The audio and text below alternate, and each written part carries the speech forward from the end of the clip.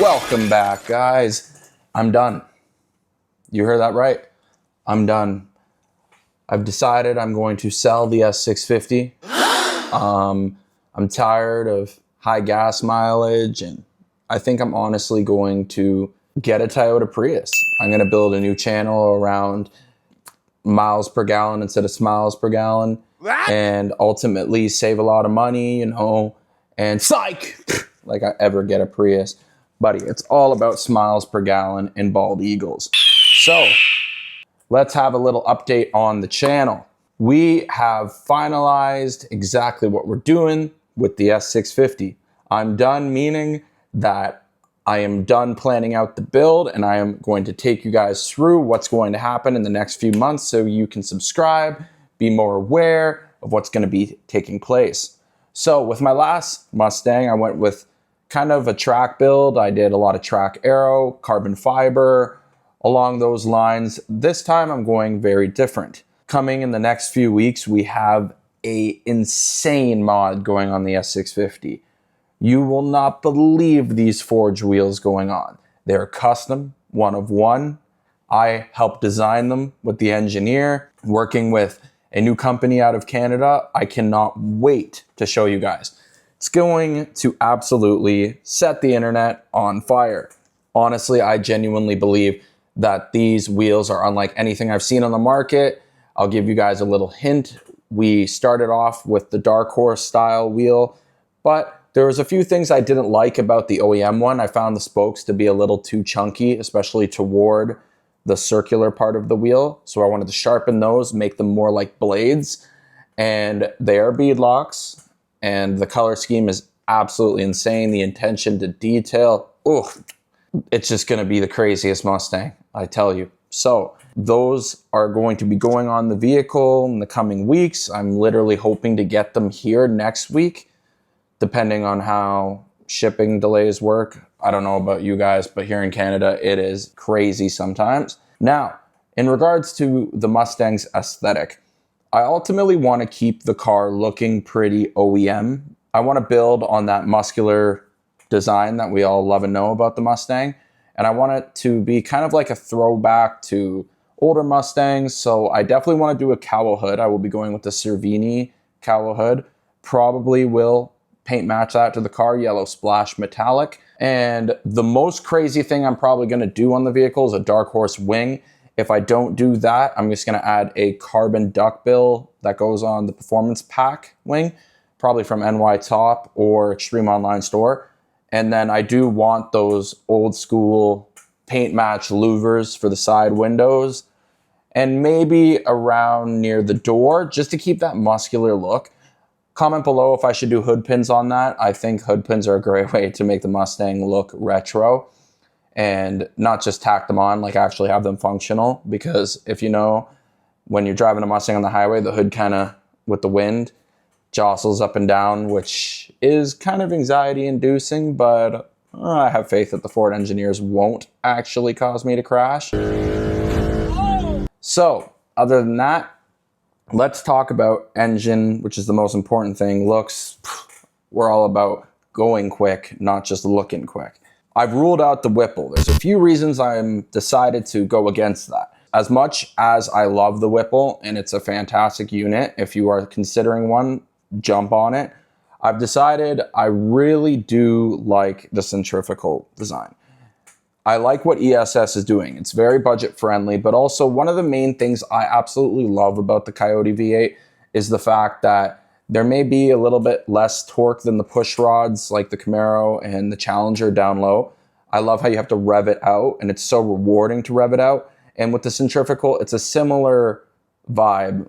Like if you go Supercharger or ESS, all that power is up top, so you still have that incentive to rev it out, and it keeps making power all the way up the rev range. It's also fantastic from a daily driving point of view. I think I'd ultimately lean toward ESS because I am literally a monkey and I love those sounds. Ugh. My friend has an ESS G2 on his 2017 GT, and that thing sounds ridiculous. And he has the quiet synchro gears, and it is so intoxicating. When he lifts off, it's like It sounds like a turbo, but it's a supercharger.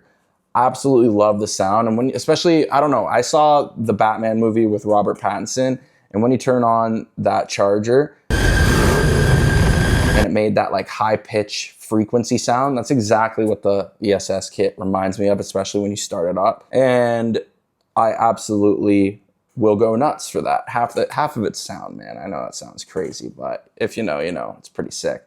So ESS kit, hopefully to make anywhere in the realm of 640 wheel horsepower to 700. If I make more than 700, awesome. I am going to be staying on 93.